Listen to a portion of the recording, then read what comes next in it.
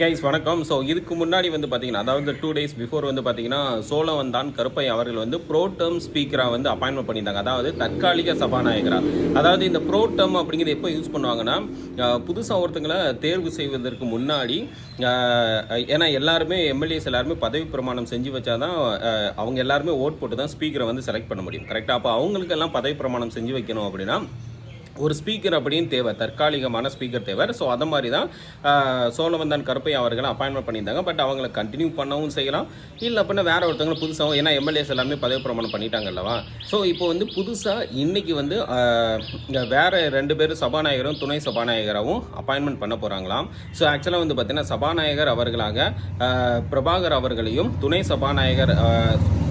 சபாநாயகராக ரவிசங்கர் அவர்களையும் அப்பாயின்மெண்ட் பண்ண போகிறதா இன்னைக்கு வந்து நியூஸில் போய்கிட்டு இருக்கு.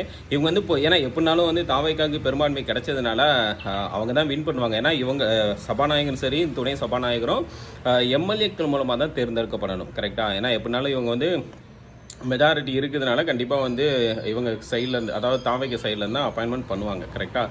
அட் த சேம் டைம் வந்து இவங்களுக்கான ஆர்டிக்கிள் 178 வந்து ஸ்பீக்கர் அண்ட் டெபுட்டி ஸ்பீக்கரோட அப்பாயின்மெண்ட்டை பற்றி பேசுது. அதேமாதிரி ஆர்டிகல் 180 இவங்களோட பவர்ஸ் அண்ட் ஃபங்க்ஷன்ஸை பற்றி பேசுது. கரெக்டாக? அட் த சேம் டைம் வந்து ஒரு மெம்பரை வந்து எந்தெந்த அதாவது என்னென்ன ப்ரொசீஜரில் வந்து டிஸ்குவாலிஃபை பண்ணுவாங்க அப்படின்னு ஒரு ஆர்டிக்கலில் மென்ஷன் பண்ணியிருப்பாங்க. அது என்ன இருந்துச்சுன்னா கமெண்ட்டில் பதிவிடுங்க, இல்லைனா அடுத்த ஷார்ட்ஸில் அப்டேட் பண்ணுறேன். தேங்க்யூ.